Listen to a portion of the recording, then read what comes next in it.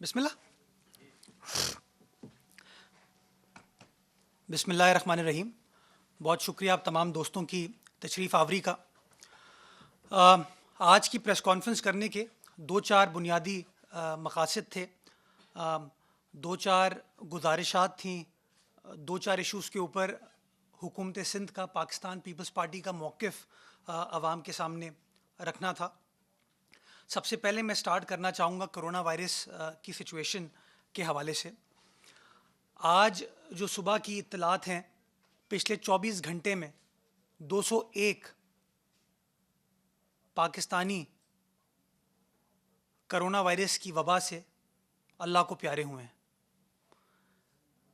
ये शो करता है कि सिचुएशन कितनी ख़तरनाक और सिचुएशन कितनी गंभीर है। और मैं सारी कौम के सामने, सारी कौम को ये बताना चाहूँगा कि पहली वेव जब कोरोना वायरस से पाकिस्तान बिल्कुल भी प्रिपेयर्ड नहीं था, तब भी 200 से ऊपर अमवात किसी एक दिन में पाकिस्तान भर में नहीं हुई थी। सिर्फ ये नंबर अगर हम समझ लें, जो लोग ये समझते हैं कि कोरोना वायरस की वबा से पाकिस्तान ने काबू पा लिया है या हमारा ये वबा कुछ नहीं कर सकती, सिर्फ ये नंबर जो है हमारे लिए सफिशेंट है इस चीज़ को, इस तासुर को अपने जहन में बिठाने के लिए कि सिचुएशन कितनी ख़तरनाक है। ईरान की सिचुएशन आपने फर्स्ट वेव में भी देखी और आप अभी भी देख रहे हैं। भारत की सिचुएशन इस वक्त आप देख रहे हैं कि सिचुएशन कितनी ख़तरनाक है, कितनी परेशान कुन है। मैं समझता हूं कि नंबर्स को देखने के बाद हम सबको ये फैसला कर लेना चाहिए कि इंशाअल्लाह ज़िंदगी रही तो अगले साल रमज़ानुल मुबारक फिर आएगा। ईद का सीज़न इंशाअल्लाह फिर आएगा। लेकिन अगर कोई प्यारा हमसे बिछड़ गया तो वो ईद, वो रमज़ान वापस नहीं आएगा उसके लिए, उसके ख़ानदान के लिए। हमें सख्त फैसले सिर्फ हुकूमत को करने की ज़रूरत नहीं है, मैं समझता हूँ शहरियों को हुकूमत का साथ देने की ज़रूरत है, हुकूमत का हाथ थामने की ज़रूरत है कि ये ना हो कि हम भी उस ख़तरनाक स्टेज पर आ जाएं। मैं शहरियों से गुजारिश करना चाहूँगा कि एक साल सहरी की दावतें, इफ्तार की दावतें वेट कर सकती हैं। मैं शहरियों से गुजारिश करना चाहूँगा कि रमज़ानुल मुबारक बरकतों का महीना है। अल्लाह सुब्हाना ताला से घर में बैठकर हम दुआ करें, इबादत करें, दिल लगाएं और अल्लाह ताला से ये इल्तिजा करें कि अल्लाह ताला हम सारी कौम को, आलम इंसानियत को इस वबा से तहफ़्फ़ुज़ फराम करे। और ये काम हम अपने घर में बैठकर, अपने प्यारों के साथ बैठकर कर सकते हैं। मैं देखता हूँ शॉपिंग के हवाले से, ईद की शॉपिंग करने के लिए लोग निकल रहे थे। कल एक सोशल मीडिया पर बड़ा तस्वीर भी चली, वीडियो भी चली, वायरल हुई। मैं उन लोगों से मुखातिब होकर, उस दुकान के मालिकान से मुखातिब होकर ये गुजारिश करना चाहूँगा कि इंशाअल्लाह बकरीद भी आएगी, अगले साल ईद फिर आएगी। समाजी फ़ासला कायम करें, समाजी फ़ासला इख्तियार करें, गैर ज़रूरी तौर पर घरों से ना निकलें, मास्क पहने, वो तमाम तदाबीर जो हमने पहली वेव में की थी, वो तदाबीर अगर हम एक बार फिर फॉलो कर लें, हाँ कुछ पर्सनल ज़ाती नुकसान हो सकता है, लेकिन किसी की जान से बढ़कर वो नुकसान नहीं होगा। कोई माली नुकसान हो सकता है, कोई मज़ा हम अपना कॉम्प्रोमाइज़ कर सकते हैं, कोई तफरी कॉम्प्रोमाइज़ कर सकते हैं, लेकिन हम अपने आप को, अपने प्यारों को, आप सबको इस वबा से तहफ़्फ़ुज़ फराहम कर सकते हैं। दूसरी बात, जो अच्छी चीज़ पिछले 24 घंटे में हुई, वो ये कि 1,17,000 पाकिस्तानियों ने अपने आप को वैक्सीनेट किया। ये बहुत अच्छी डेवलपमेंट है कि कहाँ पिछले 2-2.5 माह में 60-65 रोज़ में 19 लाख लोगों ने सिर्फ वैक्सीनेट किया था। सिर्फ कल के रोज़ 1,17,000 पाकिस्तानियों ने वैक्सीनेट किया। ये एक बहुत अच्छा, मैं असद उमर साहब ने जब सुबह ट्वीट किया, मुझे बड़ी खुशी हुई वो मैसेज देख के कि एक अच्छी पॉजिटिव डेवलपमेंट है कि 1,17,000 लोगों ने अपने आप को वैक्सीनेट किया। लेकिन मैं वफाकी हुकूमत को ये बताना चाहूँगा कि 1,17,000 का नंबर इसलिए अब आ रहा है कि आपने वो रिस्ट्रिक्शंस को अब ख़त्म करना शुरू किया है। पहले 70, फिर 60, फिर 50, अब 40 पे आप आ गए।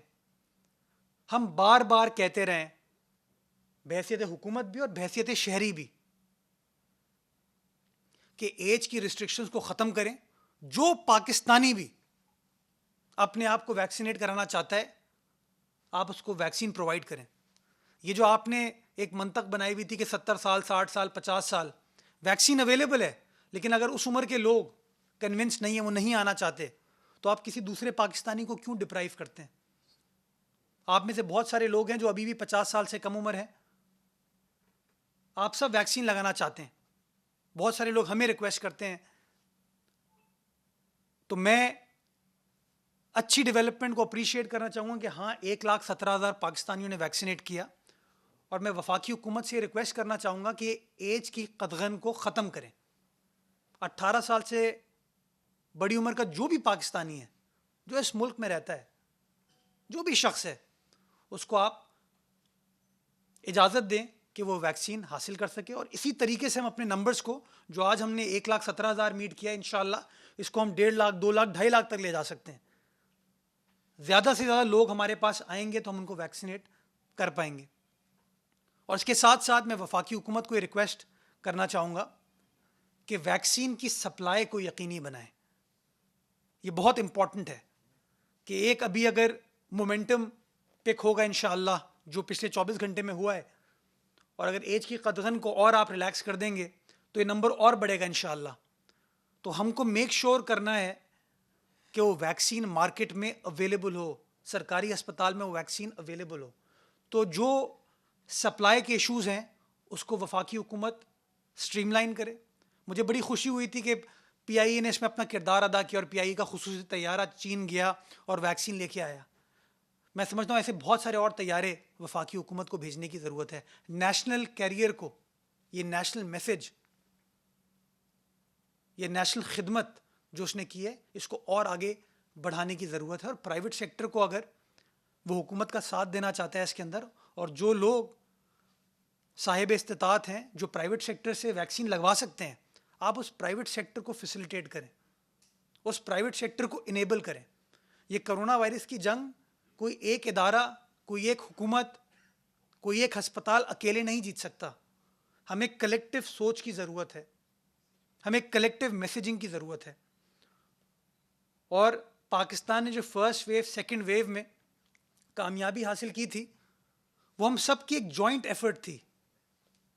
हर इदारे ने मेहनत की, नेक नियति के साथ मेहनत की, हर हुकूमत ने काम किया, किसी ने पहले किया, किसी ने बाद में किया, बट काम किया। प्राइवेट सेक्टर ने पब्लिक सेक्टर की मदद की, पब्लिक सेक्टर ने प्राइवेट सेक्टर की मदद की।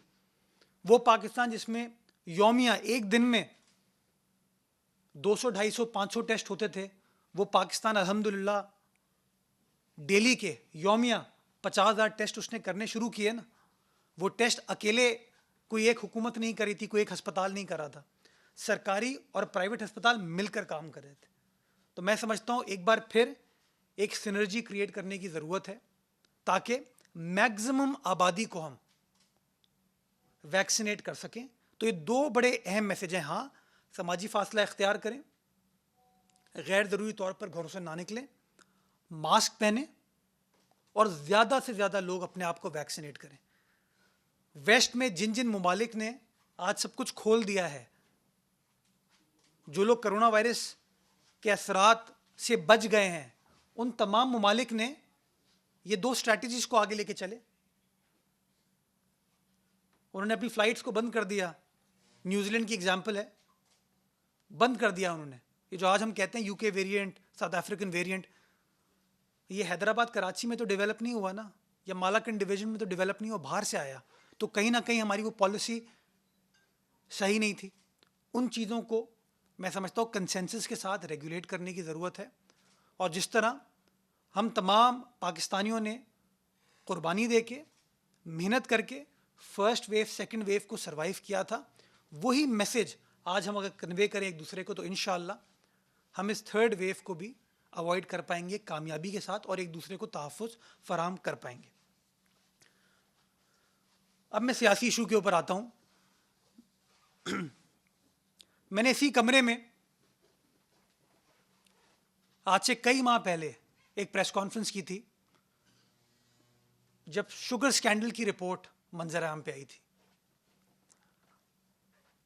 हर वक्त ये जो पीटीआई के हमारे दोस्त हैं वो शुगर के हवाले से बात करते थे कि सब कुछ ओमनी ग्रुप की वजह से खराबी होती है।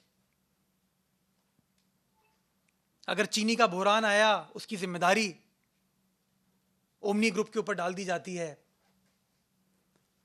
उसी शुगर इंक्वायरी कमीशन रिपोर्ट में सफ़ा नंबर 42 पे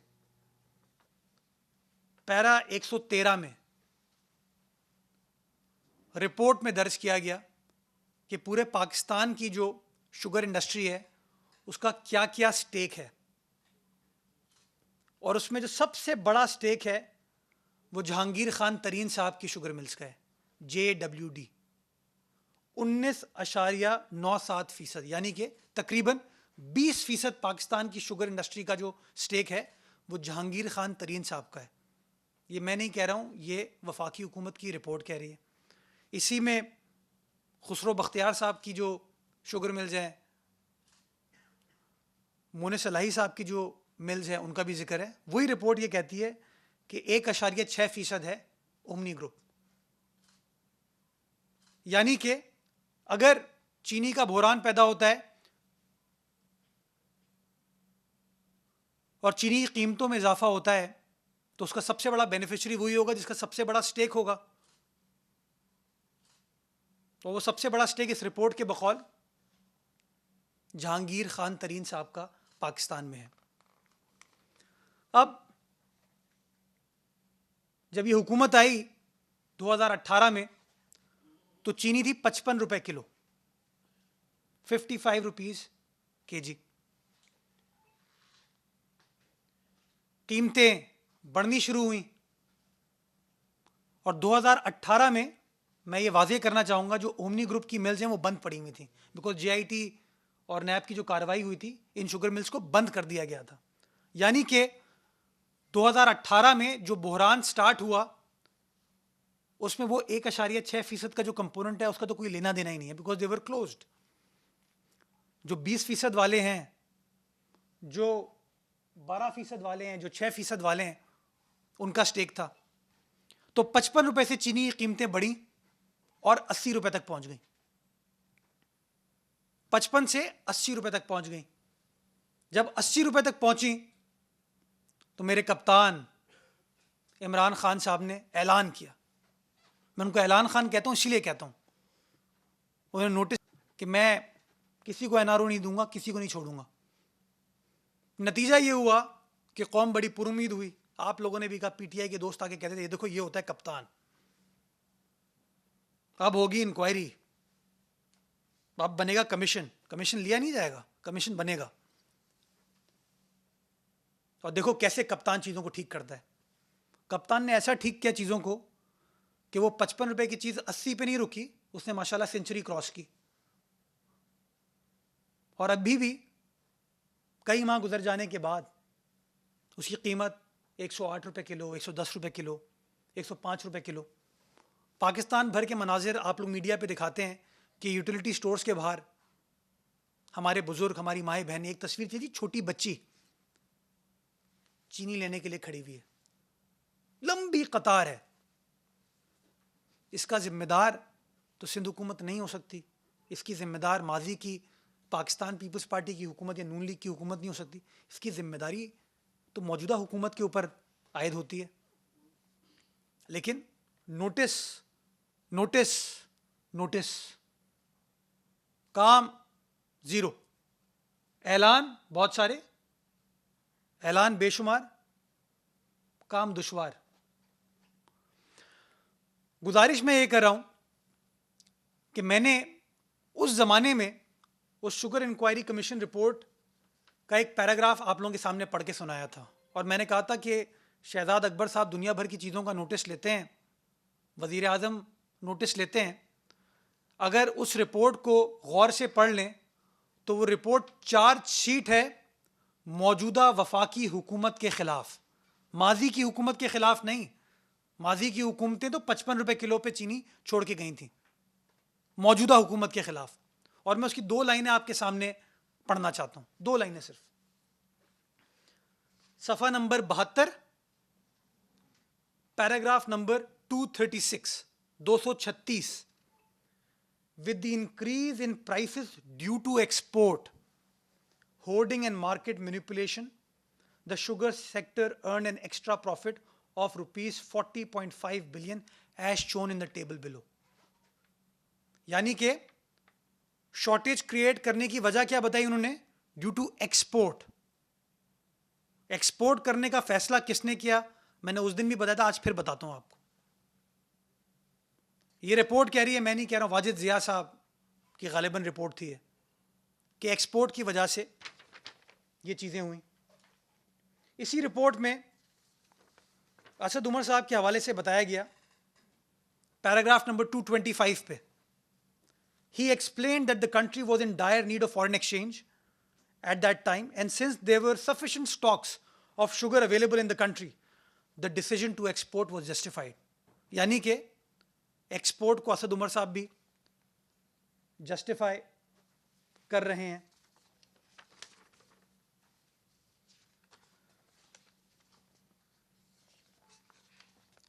अब्दुल रज़ाक दाऊद साहब, एडवाइज़र वज़ीर आज़म के, मुशीर बराए कॉमर्स,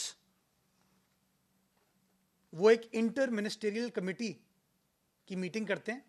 ये रिपोर्ट में लिखा हुआ है, कहीं से खुद डॉक्यूमेंट क्रिएट नहीं किया जा रहा है। ये उनके पार्टिसिपेंट्स का नाम है, मैंने हाईलाइट किया हुआ है, रज़ाक दाऊद साहब। ये रिपोर्ट, ये कमेटी रेकमेंड करती है कि 1 मिलियन मेट्रिक टन चीनी को एक्सपोर्ट कर दिया जाए। 10 लाख मेट्रिक टन चीनी को एक्सपोर्ट कर दिया जाए, ये डॉक्यूमेंट्स कह रहे हैं। 2 अक्टूबर 2018 को ईसीसी की मीटिंग होती है और वो अलाउ कर देते हैं 1 मिलियन मेट्रिक टन।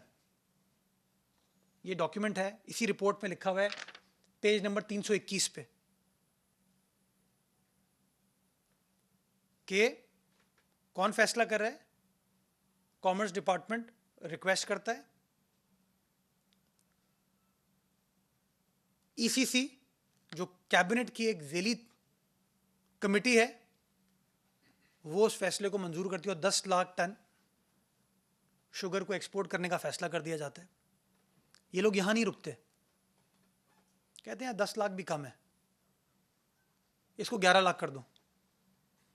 बाद में वापस कैबिनेट के पास ये मामला जाता है और 11 लाख की मंजूरी दे दी जाती है, जिसके बाद चीनी का ये मसनूई बहरान क्रिएट होता है और पाकिस्तान की आवाम 55 रुपए किलो चीनी से महरूम होते हुए 80 तक पहुंचती है, 80 से 90, 90 से 100, 100 से 105, 105 से 110।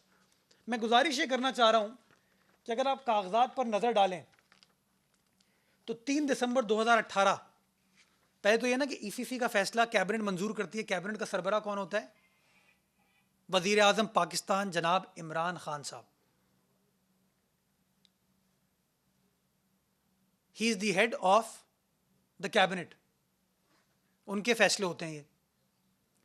उसके बाद he is also minister in charge of commerce, चूंकि कोई वफाकी वजीर नहीं है कॉमर्स का, तो इमरान खान साहब वफाकी वजीर भी हैं कॉमर्स के। तो आपको याद होगा ना, वो मुईद यूसुफ साहब ने एक दिन प्रेस कॉन्फ्रेंस में या किसी प्रोग्राम में बताया था कि वजीर आज़म पाकिस्तान ने एक फैसला एज कॉमर्स मिनिस्टर किया, दूसरा फैसला उन्होंने हैसियत वजीर आज़म किया। दो हैट्स पहनते हैं वो। तो इसी रिपोर्ट के सफ़ा नंबर 322 पे ये समरी है जो कि यूनुस डागा साहब ने प्रिपेयर की। उस समरी के paragraph 5, adviser on commerce textile industries and investment has seen and approve the summary, यानी कि रज़ाक दाऊद साहब ने मंजूर की इस चीज को। उसके बाद paragraph number 6, prime minister slash minister in charge for commerce has seen and approve the submission of summary to the ECC of the cabinet. यानी कि ये जो फैसला भी हुआ ये वजीर आज़म पाकिस्तान की मंजूरी से हुआ, इमरान खान साहब की मंजूरी से हुआ। और शुगर इंक्वायरी कमीशन रिपोर्ट कहती है, बरमला कहती है कि उस एक्सपोर्ट के फैसले से शॉर्टेज क्रिएट हुई, शॉर्टेज क्रिएट हुई तो माफिया सरगर्म हुई, और माफिया सरगर्म हुई तो 55 रुपए की चीज़ 80 से होके आज 110 105 रुपए पर खड़ी हुई है। अब मैं सवाल ये उठाना चाहूंगा कि इमरान खान साहब ने कहा था 2 नहीं 1 पाकिस्तान, मैं किसी को एनआरओ नहीं दूंगा।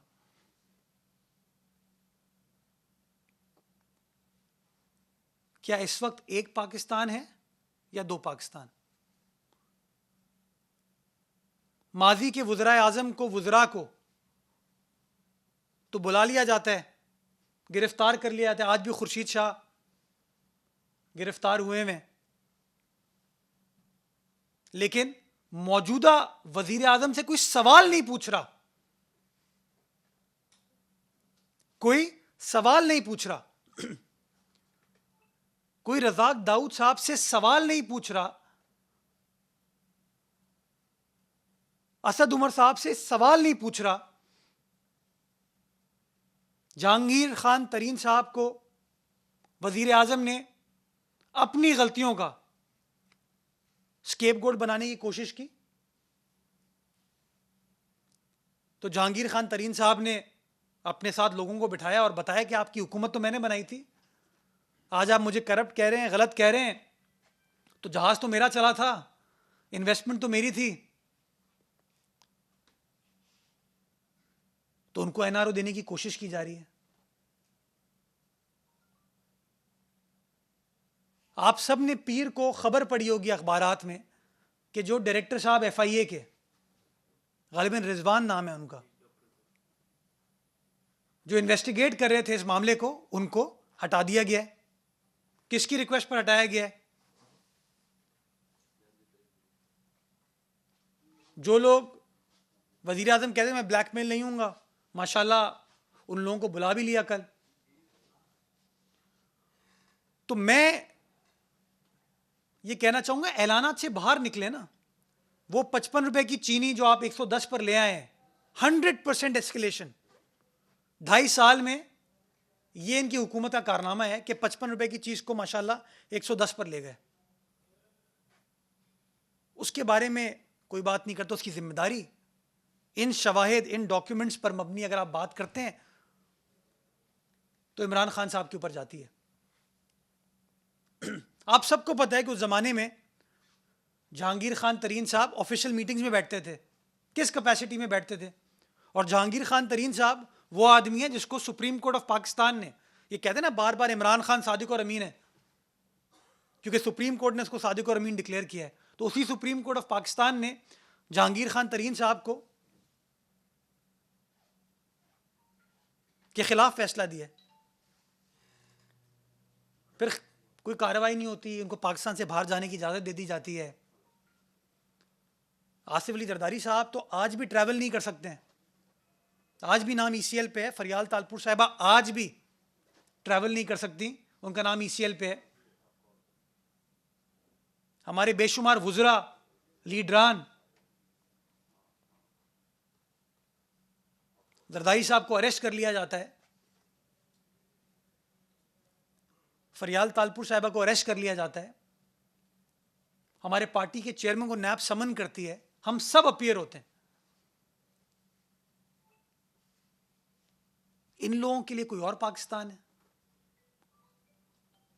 मैं बताना ये चाहूंगा, जहांगीर खान तरीन साहब के लिए दूसरा पाकिस्तान इसलिए है कि उनके जो सो कॉल्ड जराइम हैं, जिसके ऊपर निशानदेही ये रिपोर्ट करी और इमरान खान साहब खुद भी करते हैं, उसके साथ कौन था? वो इमरान खान साहब खुद थे, और इसलिए वो एनआरओ देने की कोशिश की जा रही है। मैं डिमांड करना चाहूंगा कि क्यों नैब इसमें सरगर्म नहीं होती, क्यों एफआईए कार्रवाई नहीं करती? इतना बड़ा एक ओमनी ग्रुप के हवाले से, फेक अकाउंट्स के हवाले से कहानी क्रिएट की गई थी, सुप्रीम कोर्ट ने फिर उस पर एक सुओ मोटो नोटिस भी ले लिया था। गिरफ्तारियां हुई। आज सिंध का वजीर आला कराची से इस्लामाबाद जाता है केस फेस करने के लिए। Elected chief minister, constitutional head Asif Zardari साहब हों, फरियाल तालपुर साहिबा हों, वो कराची से इस्लामाबाद जाते हैं केसेस को फेस करने के लिए। ओमनी ग्रुप, जो कि सिंध का एक बिजनेस ग्रुप है, जिसने यहाँ इन्वेस्टमेंट की हुई है, जिसने रोजगार फराहम किया हुआ, उसकी मिलों को भी आपने बंद कर दिया, और उसको भी आप कहते हैं कि इस्लामाबाद आ जाओ। लेकिन जो लोग इस्लामाबाद में बैठे हैं, हुकूमत कर रहे हैं, उनसे कोई सवाल नहीं पूछते, जस्ट बिकॉज एक नहीं 2 पाकिस्तान में खान साहब बिलीव करते थे, और उन्होंने अपनी 2.5 साल, 3 साल हुकूमत में यह साबित किया है कि गरीब का पाकिस्तान दूसरा पाकिस्तान है, अमीर का पाकिस्तान दूसरा पाकिस्तान है, ताकतवर का पाकिस्तान एक पाकिस्तान है, कमजोर का पाकिस्तान दूसरा पाकिस्तान है। गरीब के घर गिरा दो, अमीर के घर को रेगुलराइज कर दो। हुकूमत के लिए एक पाकिस्तान है, और वो ऑपोजिशन जो कि इस हुकूमत की अवाम दुश्मन पॉलिसीज को क्रिटिसाइज करती है, शवाहिद के साथ क्रिटिसाइज करती है, उसके लिए दूसरा पाकिस्तान।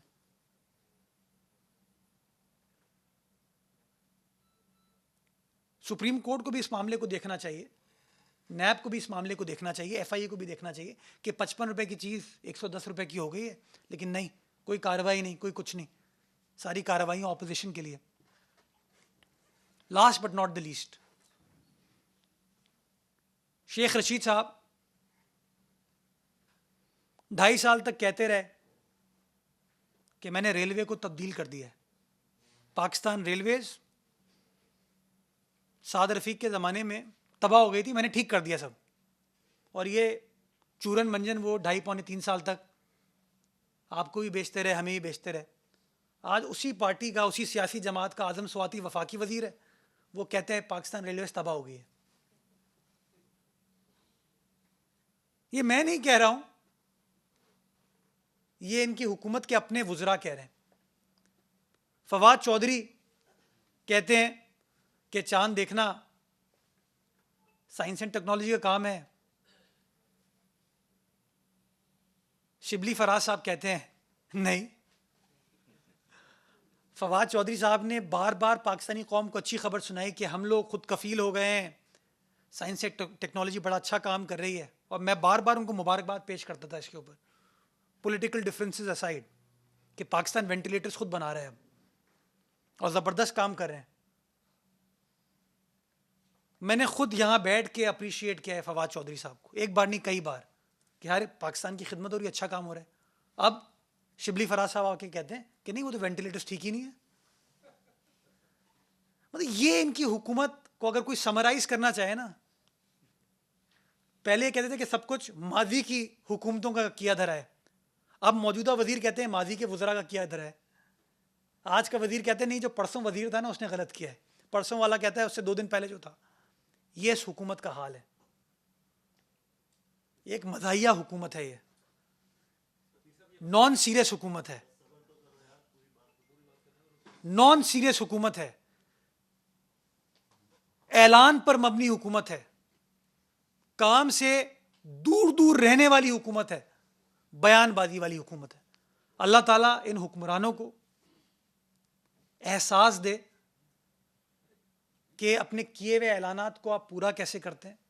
अल्लाह ताला इन हुक्मरानों को तौफीक दे कि थोड़ा एहसास गरीब के लिए, मजदूर के लिए, किसान के लिए, एक आम आदमी के लिए अपने दिलों में डेवलप कर सके, तो शायद पाकिस्तान की बेहतर खिदमत हो पाएगी।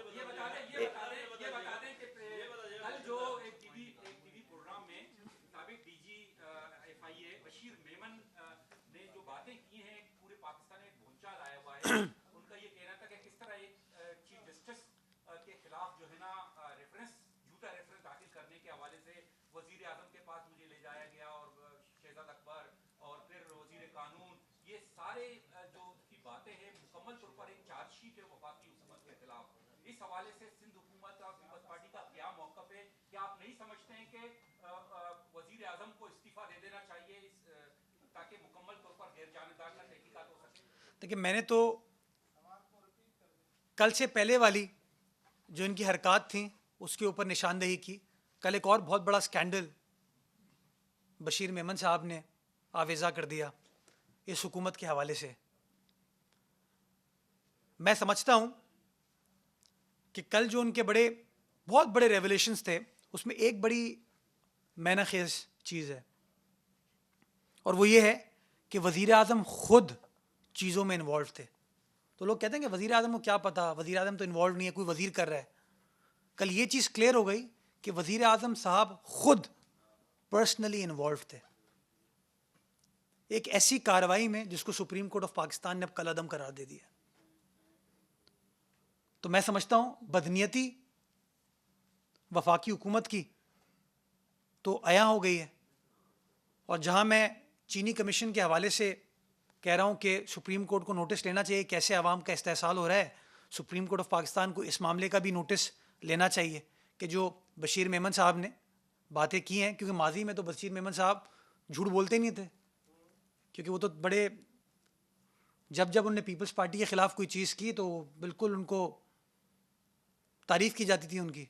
तो आज वही बशीर मेमन जब पीटीआई की वफाकी हुकूमत के बारे में, इमरान खान साहब के बारे में बात कर रहे हैं, तो मैं समझता हूँ इसके ऊपर भी इंक्वायरी होनी चाहिए, कोई हाई लेवल कमीशन बनना चाहिए ताकि इंसाफ का बोलबाला हो सके। और जो लोग बदनीयती पर मबनी काम करते हैं, एक तो होती है ना करप्शन, एक जो फाइनेंशियल करप्शन होती है ना, एक इंटेलेक्चुअल डिसऑनेस्टी होती है।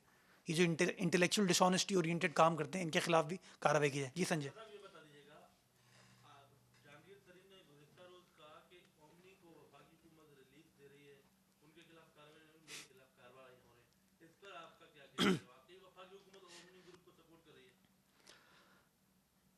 इसमें मैं क्या कहूं, ओमनी ग्रुप 3 साल से इंक्वायरीज, इन्वेस्टिगेशन, केसेस फेस कर रहा है। आपने उसकी शुगर मिल्स को बंद कर दिया सिर्फ इस अजम्पशन पे कि शायद इसका लिंक आसिफ अली जरदारी साहब से। उसके बिजनेस को आपने तबाह कर दिया। उसके जो मालिकान थे जिनकी इन्वेस्टमेंट थी सूबाई सिंध के अंदर, आपने उनको गिरफ्तार किया। 2-2.5 साल वो पाबंद सलासिल रहे, हालांकि वो लोग भी केस फेस करने खुद आए थे। सुप्रीम कोर्ट ऑफ पाकिस्तान में खुद उन्होंने पेशी दी थी, लेकिन उनको गिरफ्तार कर लिया गया। उनका नाम ईसीएल पे आज भी है। उनके घर की खवातीन को, उन लोगों को जिनका बिजनेस से कोई लेना देना नहीं था, उनको इन्वेस्टिगेट किया गया, गिरफ्तार किया गया, ईसीएल पे नाम डाला गया। उनकी वजह से उनके वो जो इल्ज़ामात लगाए उनके खिलाफ, आपने साबिक सदर आसिफ अली जरदारी साहब को गिरफ्तार किया, फरियाल तालपुर साहिबा को गिरफ्तार किया। बहुत सारे प्राइवेट सेक्टर के ऐसे लोग हैं जो आज भी पाबंदे सलासिल हैं, लेकिन इमरान खान के जहांगीर खान तरीन के लिए ऐसी कोई कार्रवाई नहीं। ना वो ECL पे, ना वो गिरफ्तार, ना कोई JIT, ना कोई CIT। अरबों रुपए का कौमी खजाने को नुकसान पहुंचा है, एक आम आदमी को नुकसान पहुंचा है। और ये बात मैं नहीं कर रहा हूं, ये रिपोर्ट कर रही है, कागजात कर रहे हैं। वो रिपोर्ट जो मैंने नहीं बनाई, शहजाद अकबर साहब के मातहत चलने वाली FIA ने बनाई। और वो जहांगीर खान तरीन साहब तमाम मरात, तमाम फायदे लेने के बाद इल्ज़ाम लगा रहे हैं किसी और के ऊपर। मैं समझता हूँ जहांगीर खान तरीन साहब को अपना केस खुद स्टैब्लिश करना चाहिए। लेकिन मैं सवाल ज़रूर उठाना चाहूँगा कि अगर खान साहब आप कहते थे दो नहीं एक पाकिस्तान, तो एक कैसा एक नया पाकिस्तान है कि जरदारी साहब अरेस्ट हो सकते हैं, फरियाल तालपुर साहब अरेस्ट हो सकती हैं, खुर्शीद शाह साहब अरेस्ट हो सकते हैं, कराची के बिजनेसमैन अरेस्ट हो सकते हैं, सिंध के बिजनेसमैन अरेस्ट हो सकते हैं, जो लोगों को रोजगार प्रोवाइड करते हैं, इन्वेस्ट करते हैं इस सूबे में। लेकिन नहीं, आपके रुफका के ऊपर कोई कार्रवाई नहीं हो सकती। मैं ये सवाल उठाना चाहूँगा, इसका जवाब अगर वफाकी हुकूमत दे दे तो बड़ा बेहतर होगा, या सुप्रीम कोर्ट नैब FIS का नोटिस ले और कार्रवाई करे, ताकि साबित हो सके कि पाकिस्तान में एक कानून चलता है, वो अक्रॉस द बोर्ड हर पाकिस्तानी के ऊपर विदाउट एनी डिस्क्रिमिनेशन लागू होना चाहिए। अगर जो अभी ये लोग कह रहे हैं ना कि जब तक केस साबित नहीं होता कोई कार्रवाई नहीं होनी चाहिए, अगर ये बात दुरुस्त है तो वो प्रिंसिपल जरदारी साहब के साथ क्यों अप्लाई नहीं हुआ? वो प्रिंसिपल फरियाल तालपुर साहिबा के साथ क्यों अप्लाई नहीं हुआ? ओमनी ग्रुप के साथ क्यों अप्लाई नहीं हुआ? खुर्शीद शाह साहब के साथ क्यों अप्लाई नहीं हुआ? मैं तो कहता हूं ये हुकूमत कंप्लीटली इस्लामाबाद में, पंजाब में इनकी है, ये इनको फैसिलिटेट कर रही है। तरीन साहब के केसेस को कराची ट्रांसफर किया जाए, जो मंतक इन्होंने पीपल्स पार्टी के साथ अपनाई थी, तब मैं मानूंगा कि हाँ दो नहीं एक पाकिस्तान है। लेकिन अभी तो ये लग रहा है कि एक पाकिस्तान है जहांगीर खान तरीन साहब के लिए और इमरान खान के रुफका के लिए, और दूसरा पाकिस्तान है उन लोगों के लिए जो पाकिस्तान की आवाम का मुकदमा बार बार लड़ते हैं, बहादुरी के साथ लड़ रहे हैं और इंशाअल्लाह इसी तरीके से लड़ते रहेंगे। ये लास्ट टाइम जी, ये करके मैं आपके पास आ रहा हूँ।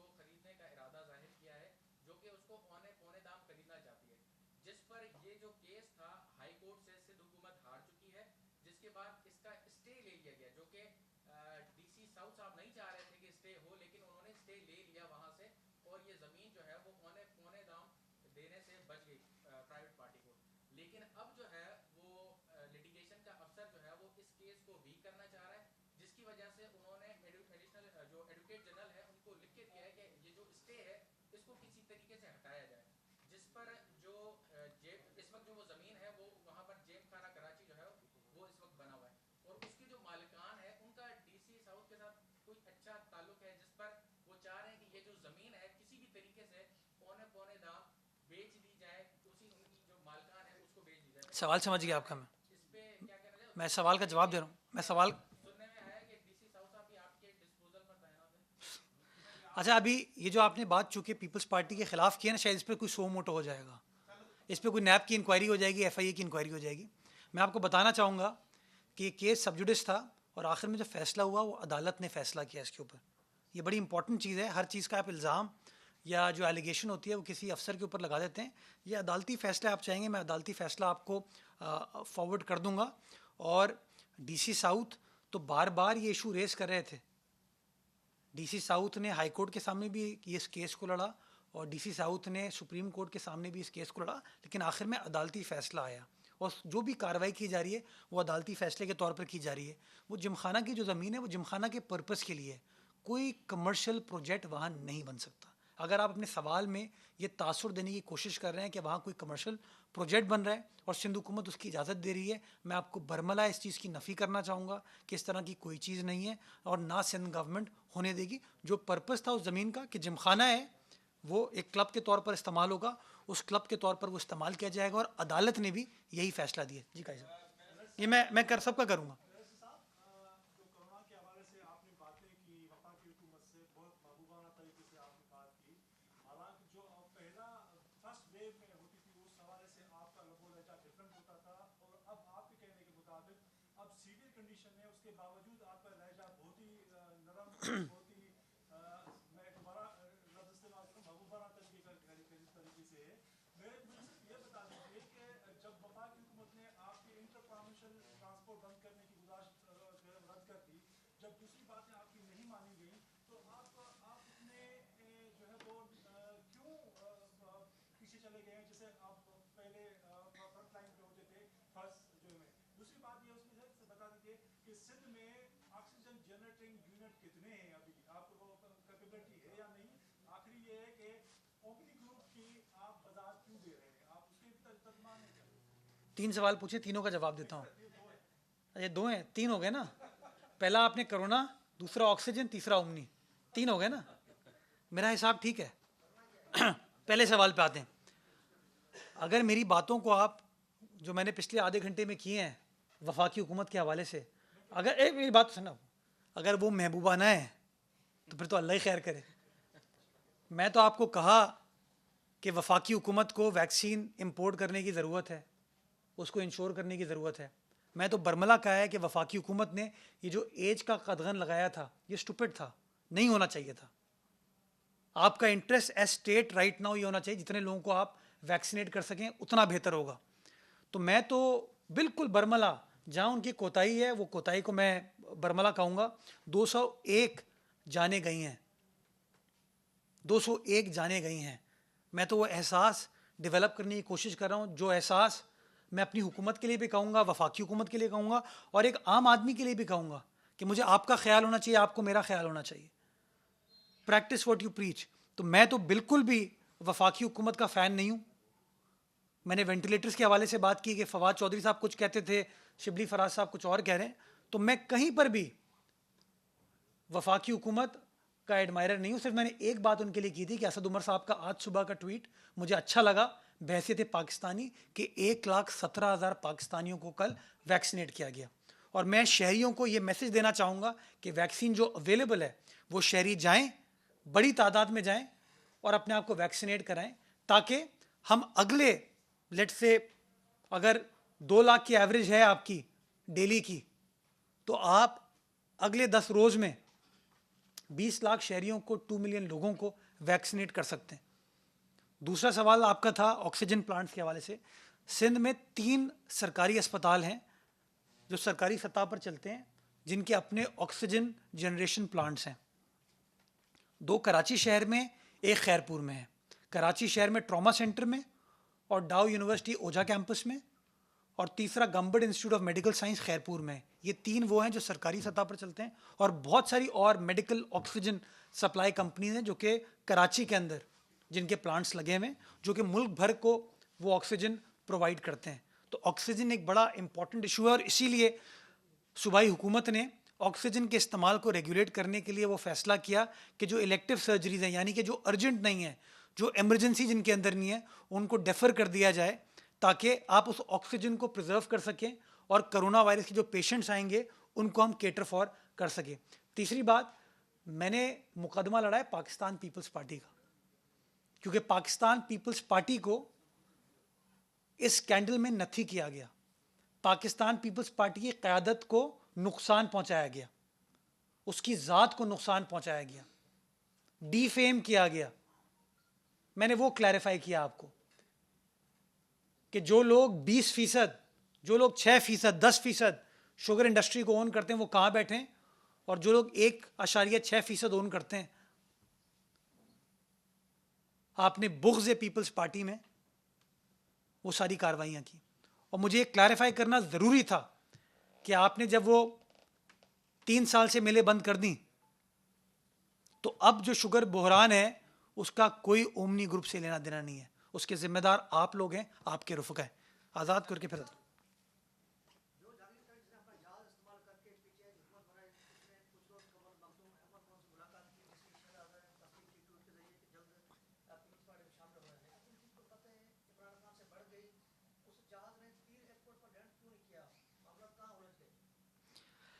शैला रज़ा साहिबा जो है पीपल्स पार्टी की तर्जुमान नहीं है, तो मेरे ख़्याल में उनके पास शायद कोई एग्जैक्ट इन्फॉर्मेशन नहीं थी। बाद में वो ट्वीट उन्होंने डिलीट कर दिया था। पीपल्स पार्टी की जानिब से जो हमारे ऑफिशियल स्पोक्स पर्सन हैं उनमें से किसी ने भी इस तरह की बात की तस्दीक नहीं की थी। ज़्यादा बेहतर जवाब आपको जहांगीर ख़ान तरीन साहब दे सकते हैं। अगर कोई क़ुर्बत होती तो मेरे ख़्याल में जहांगीर ख़ान तरीन साहब इस तरह की बयानबाजी नहीं करते और मैं इस तरह की बातें आपके सामने नहीं कर रहा। मैं तो आपके सामने गुजारिशात पाकिस्तान का मुकदमा लड़ रहा हूँ कि रमज़ानुल मुबारक के महीने में एक आम पाकिस्तानी को चीनी नहीं मिल रही। जो लोग ज़िम्मेदार हैं उनके ख़िलाफ़ कार्रवाई होनी चाहिए और सख्त कार्रवाई होनी चाहिए। जी राना साहब करके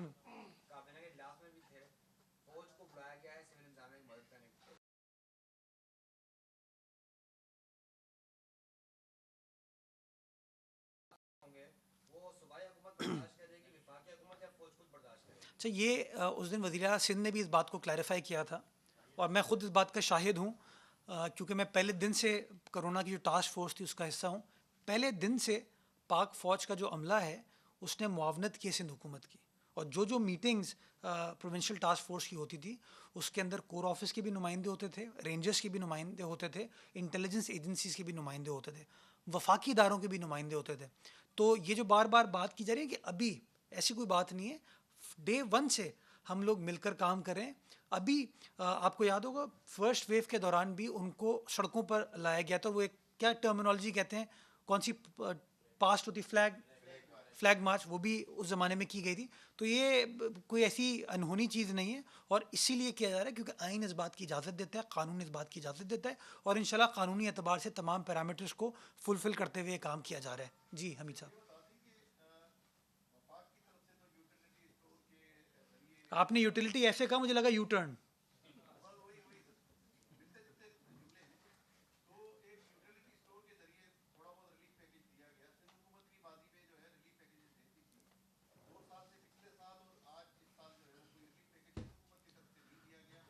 तीन साल से सिंध हुकूमत को वफाक से कोई रिलीफ मिल नहीं रही।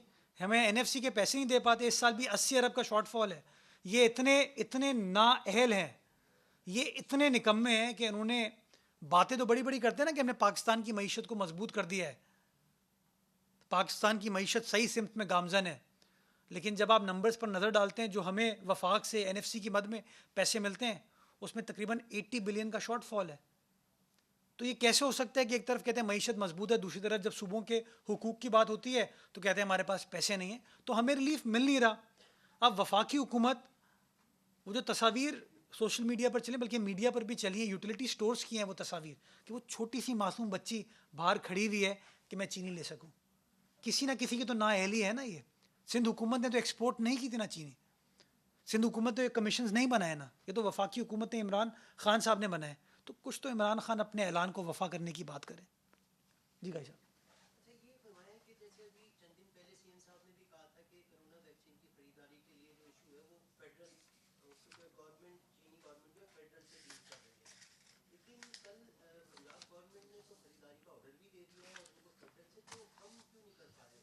जी आपने बड़ा अच्छा सवाल किया है। मैं पंजाब हुकूमत के फ़ैसले को वेलकम करना चाहूँगा। खुशाइन फ़ैसला, बहुत अच्छा फ़ैसला है।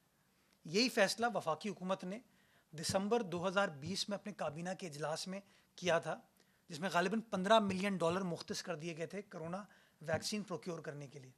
तो मैं बार बार ये मासूमाना सवाल जब पूछता हूँ तो लोग मुझसे नाराज़ हो जाते हैं कि अभी तक वफाकी हुकूमत क्यों प्रोक्योर नहीं कर पाई। अगर उसने प्रोक्योर कर लिया होता तो आज आपको वैक्सीन शॉर्टफॉल का सामना नहीं करना पड़ता। अब इसमें इशू क्या है, जो साइनोफार्म वैक्सीन है ये स्टेट ओन्ड एंटिटी है, चीनी गवर्नमेंट इसको ओन करती है। जब आज से कोई 2-3 माह कबल जनवरी के महीने में सिंध गवर्नमेंट ने साइनोफार्म से बात की तो साइनोफार्म की मैनेजमेंट ने कहा कि जी आप चाइनीज़ गवर्नमेंट से बात करें, और चाइनीज़ गवर्नमेंट जो है वो वफाक से डील करती है, उनका एक तरीक़ाकार है। तो हमने वफाकी हुकूमत को लिखा, हमने कहा जी आप उनको इजाज़त दे दें ताकि वो हमें भेज दें, ज़्यादा से ज़्यादा नंबर हमारे पास आएगा, ज़्यादा से ज़्यादा लोगों को हम वैक्सीनेट कर पाएंगे। तो वफाकी हुकूमत ने उस ज़माने में इस बात की इजाज़त नहीं दी थी, इसलिए मामला इल्तवा का शिकार हुआ। बाद में जब हमने प्रेशर डाला थ्रू मीडिया, तो फैसल सुल्तान साहब ने कहा जी इस तरह की कोई कदगन नहीं है, आप रीच आउट कर लें। बट ये जो सरकारी सतह पर होती है, इसके ऊपर वफाकी हुकूमत की मदद के बगैर ये नहीं हो सकती। अब आ जाए दूसरी, स्पटनिक हो या कैंसिनो हो या कोई और वैक्सीन हो, इसके रेट मुख्तस होना थे। रेट वफाकी हुकूमत ने मुख्तस किए कैंसिनो के। जिस दिन रेट उन्होंने मुख्तस किया, उसके नेक्स्ट डे जो कैंसिनो का लोकल रिप्रेजेंटेटिव है, AGM फार्मा गालिबन उसका नाम है, उसको ख़त भेज दिया गया कि सिंध हुकूमत 1 करोड़ वैक्सीन प्रोक्योर करना चाहती है। और हमने उनको रिक्वेस्ट की कि इमीडिएटली हम 20 लाख वैक्सीन अगर आप हमको दे दें तो हम वैक्सीनेशन का प्रोसेस को एक्सपेडाइट कर सकते हैं। उनके पास सप्लाई अवेलेबल नहीं है इस वक्त। जो हम उनके साथ निगोशिएट कर रहे हैं, हम उनके साथ इंगेज कर रहे हैं, उन्होंने हमें कहा है कि मिड ऑफ में या एंड ऑफ में वो वैक्सीन हमें प्रोवाइड कर पाएंगे। तो मैं तो कह रहा हूँ पंजाब गवर्नमेंट हो, KP गवर्नमेंट हो, प्राइवेट सेक्टर हो, वैक्सीन ज़रूरी है, वैक्सीन आ जाए, कोई भी लेके आए, मेरे पाकिस्तानी भाई बहन को, मेरे पाकिस्तानी बुज़ुर्ग को, मेरे पाकिस्तानी बच्चे को वो लगनी चाहिए। वफाक लेके आए, सिंध लेके आए, पंजाब, KP कोई भी लेके आए, कोई प्राइवेट अस्पताल ले आए। इस वक्त तो हाल ये है कि प्राइवेट सेक्टर ने जब वैक्सीनेशन स्टार्ट की थी, क्योंकि उनको अदालत से इजाज़त मिली थी, वो प्रोसेस भी अब रुक चुका है। प्राइवेट सेक्टर के पास भी इस वक्त वैक्सीन अवेलेबल नहीं है। तो कहीं ना कहीं ये जो बॉटलनेक्स आए हैं, ये जो प्रोसीजरल इश्यूज आ रहे हैं, इसको रिजॉल्व करने की ज़रूरत है। अगर मेरी गवर्नमेंट के पार्ट पे इशू है तो आप आइडेंटिफाई करें, हम उसको रिजॉल्व करेंगे। लेकिन जो वफाकी हुकूमत के एंड पे इशू है, उसको रिजॉल्व करने की ज़रूरत है, विदाउट विच ये मामला नहीं हो सकता। मैं तो कह रहा हूँ PIE की फ़्लाइट्स को आप चीन के लिए मुख्तस कर दें।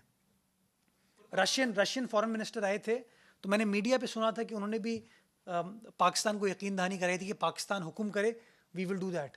मैं समझता हूँ उनके साथ भी इंगेज करने की ज़रूरत है। अगर स्पटनिक भी आ जाए, वो कहते हैं ना, एक्सपर्ट्स कहें सम वैक्सीन इज़ बेटर, कोई भी लगे, वैक्सीनेशन का प्रोसेस तो स्टार्ट हो।